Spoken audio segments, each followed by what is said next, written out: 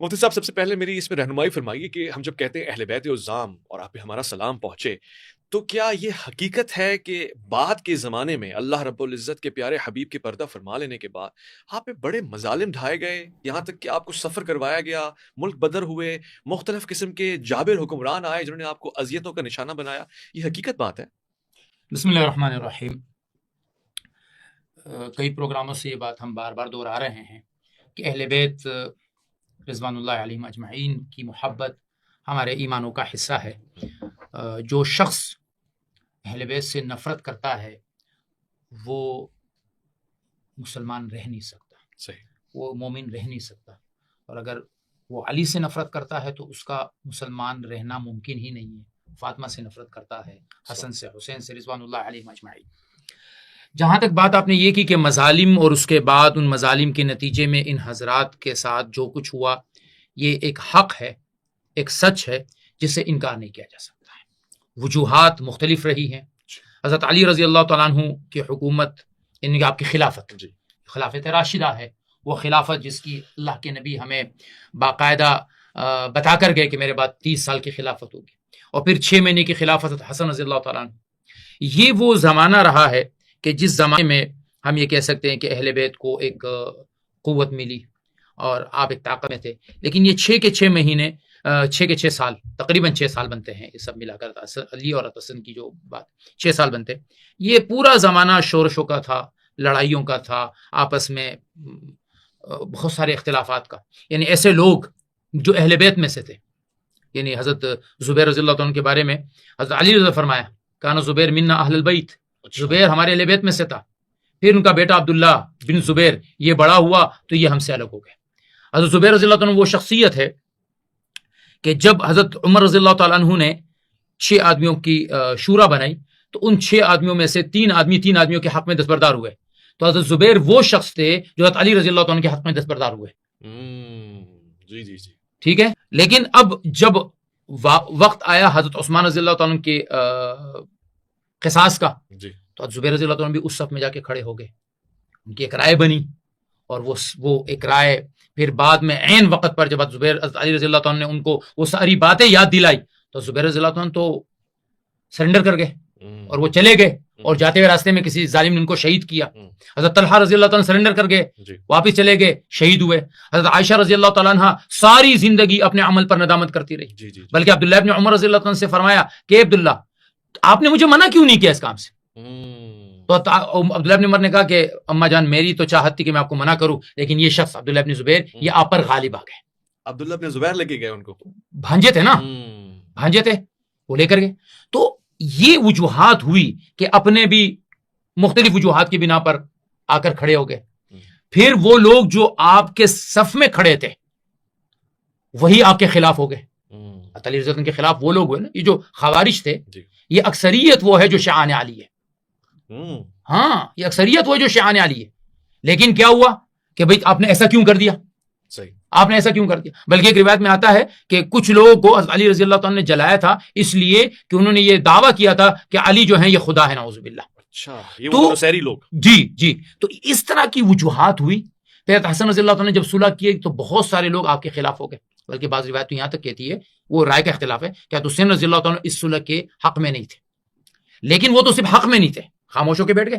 لیکن کچھ لوگ ایسے جو باقاعدہ شیعان میں سے تھے وہ حسن کے خلاف ہو گئے، بلکہ ایک روایت میں تو آتا ہے کہ آپ کے اوپر حملہ کر کے آپ کو خنجر مارا گیا کہ آپ یہ صلح کی باتیں کیوں کر رہے ہیں۔ تو وجوہات ایسی رہی ہے کہ حضرت اہل بیت، پھر بنو عباس جب اٹھے تو یہ اور حضرت علی کی اولاد جو اٹھی تھی، یعنی اہل بیت اس لیے اٹھے تھے کہ ہم جو ہے مظالم میں بنو امیہ کے خلاف ہوں گے، لیکن بنو عباس نے بنو امیہ سے پہلے اہل بیت کو ہی نشانہ بنانا شروع کر دیا۔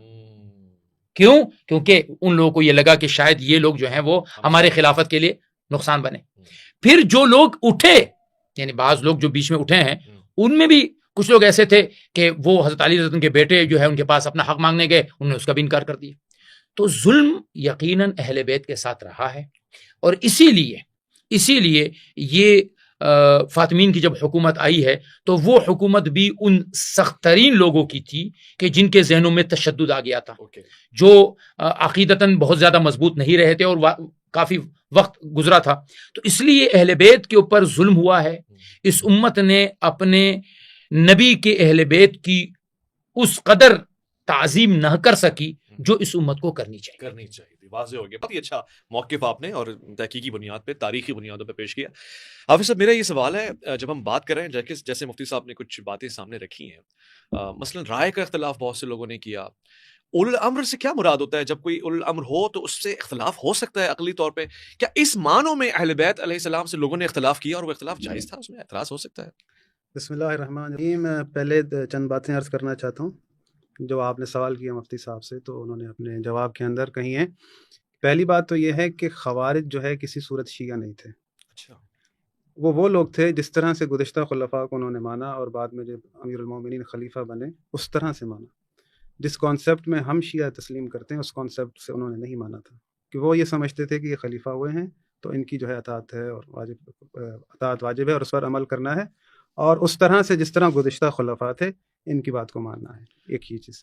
صاحب یہ نہ سمجھے گا کہ مفتی صاحب کی تائید کر رہا ہوں، لیکن یہ شخص جس نے حضرت علی کا قتل کیا، یہ ابن ملجم، یہ خوارج تھا اور یہ پہلے شیعہ میں تھا؟ نہیں، شیعہ میں نہیں تھا. یہ ساتھ ہونا الگ چیز ہوتی ہے، شیعہ ہونا الگ چیز ہوتی ہے. دیکھیں یہاں پہ دو باتوں پر کاٹتا ہوں اسی ایک شیعان علی جب اس موقع پر جب علی رضی اللہ زندہ ہیں، جب اس وقت شیعہ کا لفظ آتا ہے تو یہ وہ لوگ ہوتے ہیں جو حضرت معاویہ رضی اللہ عنہ اور جنگ جمل میں حضرت علی رضی اللہ عنہ کی لشکر میں کھڑا ہوا جو بھی شخص ہے اس کو شیعان علی کہا جاتا ہے. بس میری وجہ یہ آپ کی وضاحت ہے، ہمارے پاس یہ وضاحت نہیں ہے، کیونکہ امیر المومنین جو خلیفہ بنے تھے تو وہ مسلمانوں کے تمام کے خلیفہ تھے، وہ صرف اپنے شیعوں کے خلیفہ نہیں تھے. بات سر دراصل کانسیپٹ کی. اچھا آپ کہہ رہے ہیں کہ سب کو ہی آنا تھا؟ سب کو ہی آنا تھا، کیونکہ جن لوگوں نے خلافت کو تسلیم کیا اور وہ سوچ کر تسلیم کیا میں تھا حضرت علی کی رکاب میں، مگر وہ خلافت کے معنوں میں نہیں تھا. ان کے لشکر میں ہونا اس بات کا قطعاً ثبوت نہیں ہے کہ وہ شیعہ علی ہے. وہ امیر المومنین کو خلیفہ بلا فصل مانتا ہے، وہ امیر المومنین کو معصوم مانتا ہے. وہ اس طرح سے مان رہا تھا جس طرح گزشتہ خلفاء کو مانا گیا اس نے. ٹھیک ہے، اس بات کو آپ سمجھ چکے. دوسری جو یہ خوارج کا معاملہ ہے تو ان کی پیشن گوئی رسول خدا نے کی تھی کہ ایک شخص آیا، رسول خدا مال غنیمت تقسیم کر رہے تھے تو اس نے جو ہے نا نادیبہ الفاظ کہے، رسول خدا سے کہا کہ اے محمد انصاف کرو انصاف. تو رسول خدا نے کہا کہ میں اللہ کا رسول اگر انصاف نہیں کروں گا تو کون کرے گا. یہ جملہ کہہ کر وہ چلا مسجد کے اندر نماز پڑھنا شروع کر دی. تو حضرت عمر نے کہا کہ یا رسول اللہ اجازت دے میں اس کی گردن اتاروں. تو رسول خدا نے کہا کہ نہیں، تمہیں اس کا اختیار نہیں ہے. پھر حضرت ابوبکر نے کہا، شاید پہلے حضرت ابوبکر نے کہا حضرت عمر نے. تو رسول خدا نے کہا کہ اس شخص کی ایک جماعت نکلے گی جو قرآن بہت اچھا پڑھیں گے، خوبصورت پڑھیں گے، لیکن قرآن ان کے حلق سے نیچے نہیں اترے گا. انہیں وہ قتل کرے گا جو میری جوتیوں کو یا گانٹھ رہا ہے، مطلب وہ سی رہے تھے. تو سب لوگوں نے دیکھا کہ وہ حضرت امیر المومنین علی بن ابی طالب تھے. تو معرفت کے ساتھ خلیفہ خدا کو پہچاننا اور ہے، ساتھ ہونا اور چیز ہوتی ہے. آپ کے سوال کی طرف آؤں جو آپ نے کیا کہ اولو الامر کا. میں نے پہلے بھی عرض کیا تھا کہ ہمارے یہاں اللہ رب العالمین نے اولو الامر کی اطاعت، اپنی اطاعت رسول خدا کی اطاعت کے ساتھ یعنی ساتھ رکھی ہے. اطاعت کرو اللہ کی، اس کے رسول کی، اور جو اولو الامر ہیں. آیتیں بہت سی اتری ہیں، نماز بھی ہے. میں نے پہلے بھی عرض کیا تھا کہ نماز کی آیت اتری ہے، پڑھنی کیسے رسول بتائیں گے. تو اسی طرح اولو الامر کے لیے جو آیت اتری ہے، اولو الامر کون ہے یہ بات بتانا رسول خدا کا کام ہے. رسول خدا نے وصیت فرما دی تھی، تو اسی وصیت کی جو ہے آج دیکھ لیں آپ. میں نے پہلے بھی عرض کیا تھا کہ اللہ یہ چاہتا ہے کہ انبیاء کو بھیجنے کا مقصد یہ ہے کہ لیقوم الناس بالقسط، کہ دنیا کے اندر عدل قائم ہو. عدل قائم وہ شخص کر سکتا ہے جس کے پاس علم ہو، جس کے پاس حکمت ہو، جس کے پاس دانائی ہو. ایک چیز میں آپ کے عرض کر دوں، سورہ جمعہ آپ پڑھتے ہیں، هو الذی بعث فی الامیین رسولا منہم یتلو علیہم آیاتہ ویزکیہم ویعلمہم الکتاب والحکمہ وَإِن كَانُوا مِن قَبْلُ لَفِي ضَلَالٍ مُبِينٍ وَآخَرِينَ مِنْهُمْ لَمَّا يَلْحَقُوا بِهِمْ. وہ اللہ وہ ہے جس نے اس رسول کو مبعوث کیا تاکہ لوگوں کو تزکیہ نفس کرے، ان کو آیتیں پڑھ کر سنائے. یہ لوگ پہلے ظلمات میں تھے، اور جو بعد میں آئیں گے ان کی ذمہ داری بھی اللہ کے رسول کی ہے کہ رسول ان کا تزکیہ نفس کرے. رسول خدا جیسی شخصیت دنیا میں آئی ہیں. رسول خدا صلی اللہ علیہ وآلہ وسلم رحمت للعالمین ہیں. رسول خدا کے لیے اللہ کہہ رہا ہے کہ یہ معلم بن کر آئے ہیں لوگوں کو تعلیم دینے کے لیے. رسول خدا صلی اللہ علیہ وآلہ وسلم وہ شخصیت ہیں کہ ان کے لیے اللہ نے کہا ان الذین، سورہ فتح کے اندر، ان الذین یبایعونک انما یبایعون اللہ ید اللہ فوق ایدیہم فمن نکث فانما ینکث علی نفسہ. جس نے بھی محمد کے ہاتھ پر ہاتھ رکھا اس نے مجھ اللہ کے ہاتھ پر ہاتھ رکھا. فمن نکث فانما ینکث علی نفسہ. پھر جس نے عہد کو توڑا اس نے اپنا نقصان کیا. جی تو جب رسول خدا کے ہاتھ پر اگر کوئی ہاتھ رکھ کر بیعت کرتا ہے تو اس کو تائید مل جاتی ہے اللہ کی طرف سے کہ اس کا ہاتھ میرے ہاتھ میں. رسول خدا جب دنیا سے جائیں تو رسول خدا صلی اللہ علیہ وآلہ وسلم کے بعد ہمارا یہ کانسیپٹ ہے, ہمارا یہ عقیدہ, میں اپنا عقیدہ بیان کر رہا ہوں کہ رسول خدا کے بعد وہ ہاتھ تمام جو بعد والے لوگ ہیں ان کے لیے بھی میسر ہو, جس پر اگر انسان ہاتھ رکھے تو وہ بیعت اللہ کی بیعت ہو اور اللہ کا ہاتھ اس کے ہاتھ کے اوپر ہو. امیر المومنین علی ابن ابی طالب علیہ الصلوۃ والسلام سے لے کر جو امام مہدی تک تمام کے تمام جو رسول خدا کے اوصیاء ہیں, یہ سارے کے سارے اس کیٹیگری پر ہیں جن کے پاس حکمت بھی ہے, جن کے پاس علم بھی ہے. ان کی بیعت اللہ کی بیعت ہے. آج اگر مثال کے طور پر اس دنیا کے اندر امام مہدی آئیں گے, در حقیقت ان کی بیعت اللہ کی بیعت ہوگی, اللہ کا ہاتھ ان لوگوں کے ہاتھ پر ہوگا, کیونکہ رسول خدا کا ہاتھ پر بیعت کرنا اللہ کے ہاتھ پر بیعت کرنا ہے. پھر اس کے بعد میں نے جیسے کہا کہ وہ ہاتھ میسر ہو جس کے ہاتھ پر اگر بیعت ہو تو اللہ کی بیعت ہو. تو غدیر میں در حقیقت یہ فلسفہ یہی تھا کہ رسول خدا نے جو امیر المومنین کا ہاتھ اٹھایا, در حقیقت یہی تھا کہ اللہ کی بیعت جس طرح میری بیعت کے ساتھ ہے وہ ہاتھ میسر کر دیا قیامت تک کے لیے, اپنی وصیت بتا دی. اولو الامر آج اس دور کے اندر کسی بھی صورت آپ حاکم وقت کو نہیں کہہ سکتے. کیوں؟ جس کی اطاعت اللہ نے واجب کی ہے یقیناً سوال کرے گا. میں نے پہلے بھی عرض کیا تھا کہ اللہ نے واجب کی اطاعت سوال کرے گا. اب اگر ہم قیامت میں اللہ کے سامنے پیش ہوں گے تو اللہ اگر سوال کرے کہ میں نے تم پر اولو الامر کی اطاعت واجب کی تھی, تو ہمیں مجبور ہو جائیں گے یہ جملہ کہنے کے لیے کہ جو اس نے اچھا بتایا اس پر عمل کیا, جو برا بتایا اس پر عمل نہ کیا. یعنی ہم اب اللہ کو سکھا رہے ہوں گے کہ بھئی آپ نے تو نہیں بتایا تھا کہ بھئی جو اچھا بتایا اس کی کرنا, جو غلط بتایا اس کی نہیں کرنا. یہ ہم نے اپنی طرف سے فیصلہ کیا. اللہ لوگوں کو منجدار میں نہیں پھنساتا کہ انسان جو ہے اگر مثال کے طور پر اب میرے لیے واجب ہو گیا, ضروری ہو گیا کہ میں خود میں وہ کوالٹی پیدا کروں کہ پہلے امر کو دیکھوں کہ آیا یہ درست ہے یا صحیح ہے, ٹھیک نہیں ہے. تو جب مجھ میں یہ کوالٹی پیدا ہو جائے گی, میں فلٹر کرنے جیسا ہو جاؤں گا کہ امور کو جو ہے فلٹر کر رہا ہوں, یہ اچھا ہے یہ برا ہے, تو میں زیادہ حق رکھتا ہوں پھر اولو الامر بنوں, کیونکہ مجھ میں وہ صلاحیت آ چکی ہے. تو یہ انسان جو دنیا میں رہ رہے ہیں اس قابلیت کو ہر انسان نہیں پہنچ سکتا کہ وہ سمجھے کہ یہ امر ٹھیک ہے یا یہ غلط ہے. صحیح. تو اس اگر حساب سے اگر ہم سوچیں گے تو در حقیقت اللہ نے پھر انسانوں کو مشکل میں ڈالا ہوا ہے. اللہ کہتا ہے کہ یرید اللہ یخفف عنکم وخلق الانسان ضعیفا. اللہ چاہتا ہے کہ تم پر آسانی ہو اور انسان تو پیدا ہی ضعیف ہوا ہے. تو یہ جو چیزیں ہیں جو بیان کی جاتی ہیں, جس طرح سے عقیدہ بیان کیا جاتا ہے کہ اولو الامر جو ہے وہ حاکم وقت ہوتا ہے, یہ قرآن کی روح سے کسی طرح سے بھی ثابت نہیں ہو سکتا. اچھا, آپ نے دو باتیں فرما دی ہیں. ایک تو آپ نے ظاہر خارجی ہونے کے اوپر اپنے دلائل پیش کر دی, دوسرا خلافت اور امامت کا بھی ایک تھوڑا سا لطف آ گیا. مگر جب ہم بات کریں اہل بیت کے موضوع کے اوپر تو مفتی صاحب وہ آپ سے میری بات بھی ہو رہی تھی حضرت عبداللہ شاہ غازی کے حوالے سے جو معروف ہے, اس طرح دیگر سادات, اس کے پیچھے کیا تحقیقی مواد ہے؟ مجھے حافظ صاحب سے ایک شکوہ یہ رہتا ہے کہ موضوع سے بہت دور چلے جاتے ہیں. موضوع پہ رہتے ہیں اور موضوع پر بات کریں بڑا مزہ آئے گا. موضوع میں بہت ساری چیزیں گڑبڑ ہو جاتی ہے تو آدمی ایک ذہن بنا کر بیٹھا ہوتا ہے ایک چیز پر. بہرحال دیکھیے, جیسے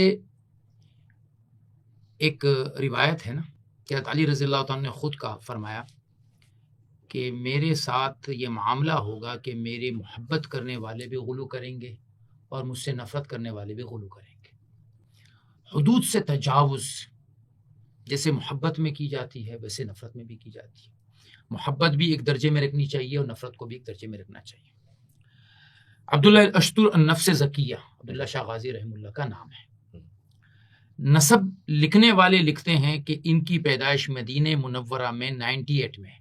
اچھا, نسب لکھنے والے لکھتے ہیں.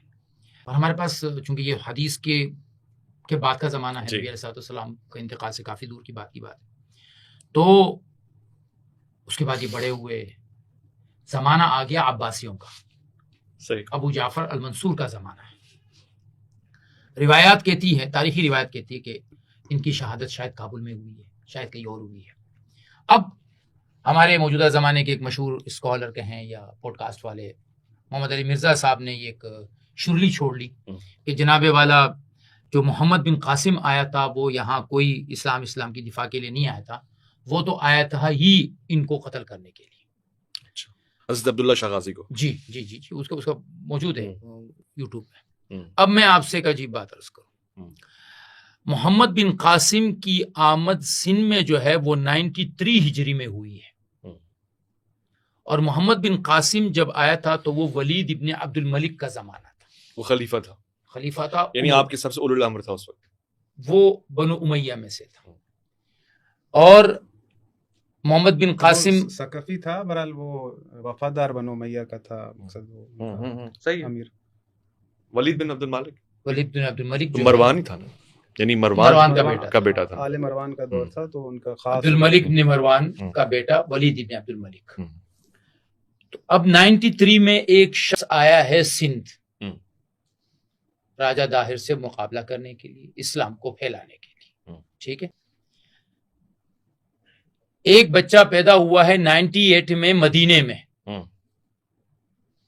ٹھیک ہے، اب مرزا صاحب کا دعویٰ یہ ہے کہ یہ 93 میں جو یہاں آیا تھا نا، یہ 98 میں جو مدینے میں بچہ پیدا ہوا، یہ اس کا تعاقب کرنے کے لیے یہاں پہنچا ہے. ایسا نہیں ہے، ایسا نہیں ہے. یہ مزار عبداللہ شاہ غازی کے نام سے یا عبداللہ اشتر النفس زکیہ کا ہے یا نہیں ہے، اس سے قطع نظر. اگر یہ ان کا ہے بھی اور ان کو شہید کیا بھی گیا ہے، تو یہ حجاج ابن یوسف نے جو محمد ابن قاسم کو یہاں بھیجا تھا، ان محمد بن قاسم کے ہاتھوں تو شہید نہیں ہوئی. اچھا ٹھیک ہے. باقی اہل بیت باقی آپ کہہ رہے ہیں کہ وہ کابل میں شہید ہوئے. تاریخ ایک یہ بھی کہتی ہے کہ وہ جب ان کے والد صاحب کو بغداد میں قتل کیا، کوفے میں عباسیوں نے، اب یہ عباسی دور شروع ہو چکا ہے. یہ دور اب ابو جعفر منصور کا ہے، جو عباسی خلیفہ ہے اس کا دور ہے. ان کے والد صاحب کو جب شہید کیا گیا تو ان کے جو وفادار لوگ تھے وہ ان کو اٹھا کر لے کر آگئے کابل. صحیح. تو پھر کابل میں ان کا پیچھا کیا گیا اور کابل میں ان کی شہادت ہوئی. ایک قول یہ ہے کہ ان کی شہادت بصرہ میں ہوئی. اچھا. اب یہاں پر محمد بن قاسم کا آنا جو 93 میں آیا ہے اور ان کی پیدائش مدینے میں 98 میں ہوئی ہے، اس کے اگر یہ 10 سال کے بھی ہوئے تو 108 ہجری ہوا ہے، اور خلافت بنو امیہ سے ہٹ کر اب بنو عباس کے پاس آ چکی ہے. تو لہٰذا عبداللہ شاہ غازی اگر یہ وہ شخص ہیں بھی، تو ان کی شہادت اگر ہم مان بھی لیں کہ کسی کے ہاتھوں ہوئی ہے تو وہ کسی عباسی خلیفہ کے ہاتھ ہوئی ہے. اچھا. کسی عباسی خلیفہ کے کسی شخص کے بھیجے ہوئے شخص کے خلاف ہوئی ہے. میری تحقیق یہ کہتی ہے کہ یہ شخص جو عبداللہ شاہ غازی کے نام سے ہے، یہ عبداللہ الاشتر النفس الزکیہ نہیں ہے. اچھا، یہ مزار ہی آپ کا نہیں ہے؟ یہ مزار ان کا نہیں. کوئی اللہ والے ہوں گے، جیسے کراچی سندھ میں جتنے بھی مزارات ہیں، ایک داجل ہے ڈیرہ غازی خان کے پاس، ایک بہت بڑا مزار ہے وہاں پر، اور سہل ابن عدی جو فاتح مکران ہے ان کے بارے میں کہا جاتا ہے کہ یہ ان کا مزار ہے. لیکن میری تحقیق اس کے بارے میں یہ ہے کہ اس جگہ تک حضرت عمر رضی اللہ تعالیٰ کے زمانے میں صحابہ کا پہنچنا ممکن ہی نہیں ہے تاریخی اعتبار سے. البتہ جب محمد بن قاسم آئے تھے، اب محمد بن قاسم کے بعد پھر اسلامی لشکر ملتان کی طرف چلا ہے. اس سے پہلے اسلام تھا یہاں پہ اس خطے میں؟ ایک بھی مسلمان نہیں تھا اس ایریا میں، سکر اور اس طرف کے ایریا میں، سندھ کے ایریا میں، سندھ کے اس ایریا میں میرے علم کے مطابق نہیں ہے. اچھا. اب اس کے بعد جب یہ لشکر چلا ہے ملتان کی طرف، تو ڈیرہ غازی خان ملتان کے ساتھ ہی لگتا ہے. ہو سکتا ہے اس لشکر میں سے کوئی شخصیت ہو جو تابعین میں سے ہو، تبع تابعین میں سے ہو، لیکن صحابی نہیں ہو سکتے. ٹھیک ہو گیا. یہ آپ کی ریسرچ اینڈ یو شور اباؤٹ اٹ کہ حضرت عبداللہ شاہ غازی کا مزار ان کا مزار نہیں ہے جو اس وقت موجودہ کراچی میں معروف ہے، جو جن کو کہا جاتا ہے کہ وہ نفس الزکیہ، وہ یہ نہیں. ٹھیک ہو گیا آپ کی ریسرچ. اچھا، دوسرا حصہ سوال کا یہ آپ نے پہلے بتایا کہ اہل بیت پہ مظالم ڈھائے گئے ہیں. اس سلسلے میں اہل بیت نے ہجرت کی ہے، بہت سارے افراد بکھرے ہیں، دنیا بھر میں گئے ہیں، اور یہ سلسلہ تسلسل کے ساتھ جاری رہا ہے. ٹھیک ہو گیا. علامہ صاحب، سوال کا پہلا حصہ بھی پلٹاؤں گا، دوسرا بھی پلٹاؤں گا. پہلا اس طرح سے پلٹاؤں گا کہ اس کے اوپر اگر آپ کوئی چیز کمنٹ کرنا چاہتے ہیں، موسٹ ویلکم. اور دوسرا حصہ اہل بیت پہ ظلم کیے گئے ہیں اور بکھرے ہیں، یہ بھی ذرا بیان فرما دیجیے کہ ایسا کیوں ہوا، وجوہات کیا تھیں، اور پھر اب اس کا کیا موازنہ ہو سکتا ہے. جی، بسم اللہ الرحمن الرحیم. عرض یہ ہے کہ اگر مفتی صاحب خارجیوں کو شیعہ نہ کہتے تو میں شاید موضوع سے نہ ہٹتا، میری مجبوری بن چکی تھی. بہرحال دیکھیں کہ یہ جو مفتی صاحب نے بات کہی کہ محمد بن قاسم اور عبداللہ شاہ غازی، ان میں فرق ہے. محمد بن قاسم جو ہے وہ اموی دور کا ہے، اور جو لشکر بھیجا گیا ہے، کیونکہ روایات موجود ہیں، رسول خدا صلی اللہ علیہ وآلہ وسلم کے زمانے میں سندھ سے کچھ لوگ گئے تھے، رسول خدا صلی اللہ علیہ وآلہ وسلم کے ہاتھ پر ایمان لائے. رسول خدا نے اپنے چند اصحاب کو ان کے ساتھ بھیجا، اور یہاں پر رسول خدا کے زمانے میں ہی توحید کے ماننے والے موجود تھے. علامہ صاحب سے اس روایت کی باقاعدہ تحقیق میں مطلوب ہوں. بالکل انشاءاللہ. جی، یہاں پر میں یہ نہیں کہہ رہا کہ سارا سندھ مسلمان تھا، میں چند لوگوں کی بات، چند لوگوں کی بات. ٹھیک ہے. دوسری بات یہ کہ امام حسین علیہ الصلوۃ والسلام نے بھی یہ کہا تھا کہ میں سندھ جانا چاہتا ہوں، اور رسول خدا صلی اللہ علیہ وآلہ وسلم، یہ تو ہم بچپن میں سنتے تھے اپنے جو اساتذہ ہوتے تھے اسکول کے اور جو مدارس کے، تو رسول خدا نے فرمایا ہے کہ مجھے سندھ کی طرف سے ٹھنڈی ہوائیں آتی ہیں، تو یہ روایتیں موجود ہیں۔ یہاں پر محمد بن قاسم آیا ہے اموی دور میں، اور اس کے لیے راجہ داہر کے لیے یہ جو نفس زکیہ کے بیٹے ہیں ان کو جو ہے بھیجا ہے منصور نے قتل کرنے کے لیے، کیونکہ یہ بصرہ میں تھے، ان کے والد وہاں تھے، تو جب عباسی جو ہے اس حکومت کا پلڑا بھاری ہو گیا، وہ جم گئے، تو انہوں نے ہجرت کر کے آئے سندھ کی طرف۔ تو یہاں پر سندھ میں جو امیر موجود تھا اموی حکومت کا، پھر عباسی حکومت کا بنا، تو وہ شیعت کی طرف راغب تھا، مائل تھا، احترام کرتا تھا، محب اہل بیت تھا۔